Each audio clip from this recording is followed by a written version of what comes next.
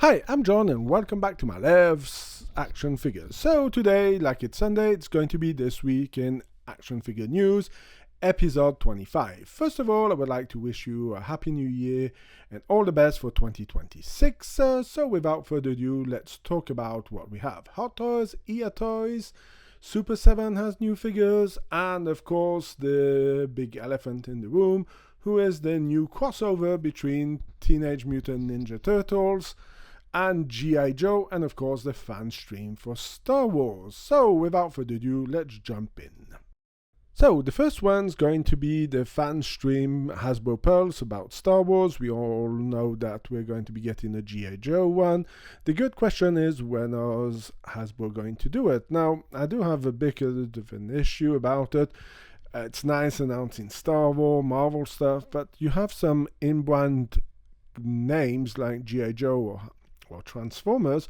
Why not use those first instead of using your license?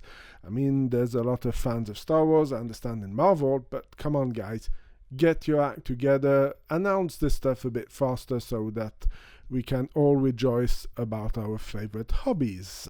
So let's talk about Hyia Toys. So Hyia Toys is bringing us Roadblock from the G.I. Joe line into their 3/4-inch figures. Now the figure looks not too bad, going to be seeing a second picture of him, and this is my thoughts about it. I do like the look of the figure. I haven't purchased any of these figures yet. They kind of sell out very fast, and not really knowing what I want to do with it. And they're pretty expensive also, and I cannot be all over the place with my money, but the figure does look pretty cool. Does come up with a lot of gear, and he is a bit taller than the regular figure, so that's nice to see that Hyia Toys is respecting the height. Now, I do think it's a bit of a shame that we don't get a tripod for the machine gun, and we don't get a helmet, who would have made a lot of sense. So that's a bit of a shame, and that would be my thoughts about it. Let's jump into Super 7. So the first figure to come out in Super 7 is going to be Diana. This is the one from the Red October Guards, the one in pink. The other figure that is coming out from the cartoon is going to be Chuckle. So of course they did some of the other figures, so I'm guessing we'll be seeing Tunnel Rat anytime soon. Another figure that they're doing, and both of these are from the comic books. The first one is going to be Flash, the laser rifle trooper. Don't understand. I don't really think he was different in the comic books, so I don't understand the meaning behind it.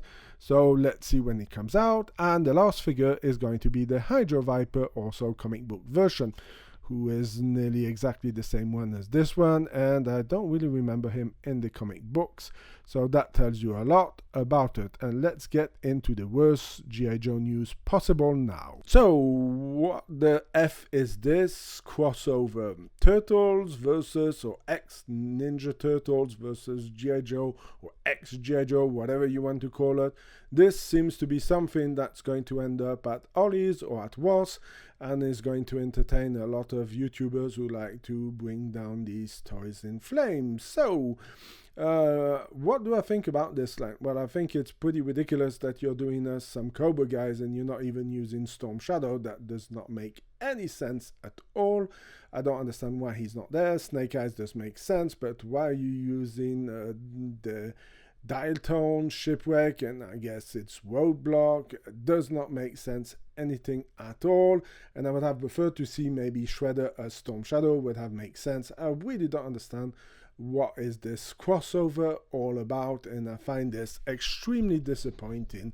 And like I said, this is going to end up, and it's going to be an easy pass for me. I do not want any of these figures, nor the vehicles that I'm going to be talking about now. Now the first one is going to be a Dragonfly. As you can see by the little red part be under the engine part, this looks to be like the one that came out, the original one in the 3/4-inch line figure.